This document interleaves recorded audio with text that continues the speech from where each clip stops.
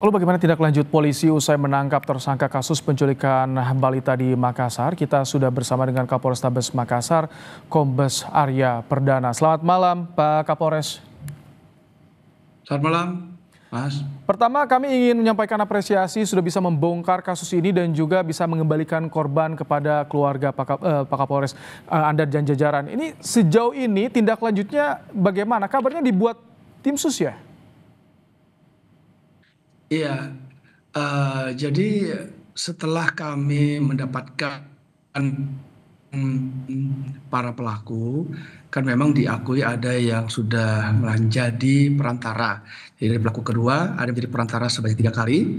Ada juga yang pelaku ketiga itu menyatakan bahwa sudah 9 kali menjual bayi dan 1 kali menjual anak. Nah, dari hasil keterangan pelaku yang kami dapat ini, kami berupaya untuk berkoordinasi dengan Barreskrim ya untuk melakukan penyelidikan lebih lanjut terkait dengan korban-korban lain atau tindak pidana yang sama dan tetapi masih belum terungkap dari keterangan dari para pelaku.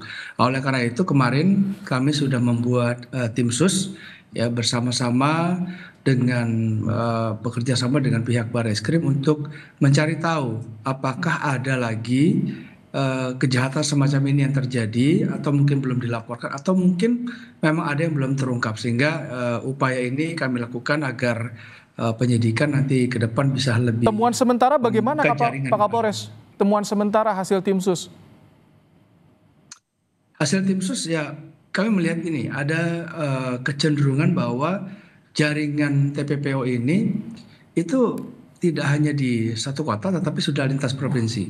Nah yang kami dalami juga itu dari akun-akun Facebook. Ya, akun-akun Facebook ini memang mereka menawarkan jasa untuk adopsi. Nah, ini kami masih dalami lagi apakah itu terkait dengan pihak-pihak di luar negeri atau hanya di dalam negeri. Ini masih melakukan searching masalah itu. Sampai ada yang mengaku 9 kali melakukan penjualan anak dan juga bayi. Bagaimana dilakukan di medsos tidak terjangkau patroli siber oleh polisi atau bagaimana ini bisa terjadi? Jadi kalau kita bicara masalah TPPO atau perdagangan orang gitu ya, penjualan anak ini tidak melulu anaknya diculik, tidak melulu. Artinya ada juga orang tua yang tidak ingin punya anak ya, misalnya married by accident gitu ya, terus punya anak, anaknya lalu dijual ke orang. Atau mungkin ada orang yang memang dalam kondisi ekonomi tertentu lalu menjual anaknya kepada seseorang. Nah ini melalui model-model semacam ini lalu hal tersebut dilakukan. Nah yang kami dalami adalah terutama yang masalah penculikan. Walaupun yang tadi juga itu orang tua ya atau mungkin pamannya atau kakeknya yang melakukan penjualan anak bayi terhadap pihak-pihak jaringan pelaku TPPO ini juga merupakan pelanggaran hukum yang cukup berat, ya sangat berat ya menurut saya. Jadi ini juga kita dalami hal itu. Ini kan yang kemarin di Makassar juga terjadi melalui media sosial dengan modusnya adopsi. Artinya ada kemungkinan bukan hanya 4 tersangka, bisa lebih dari itu, lebih banyak lagi.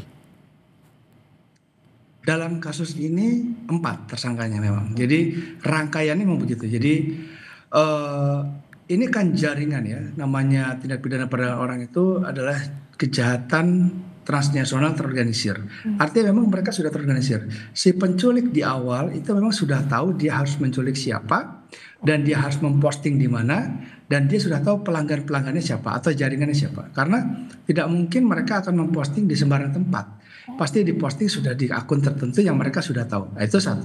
Lalu ada yang datang. Nah, orang-orang yang datang ini memang orang yang sudah mempunyai pengetahuan tentang bagaimana cara mengambil anak untuk dijual kan gitu.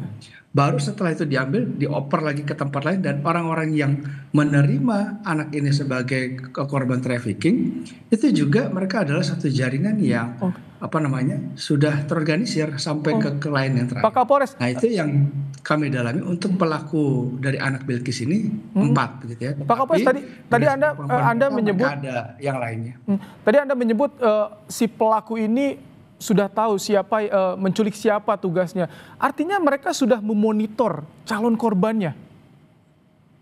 Iya, artinya siapa calon korban itu, bagaimana kondisi korban. Misalnya siapa itu bukan namanya ya, bukan langsung pada orang kita, tapi siapa targetnya. Oh, ini anak-anak yang tidak dalam pengawasan orang tua yang cukup, atau mungkin anak-anak yang mungkin berada di tempat ini.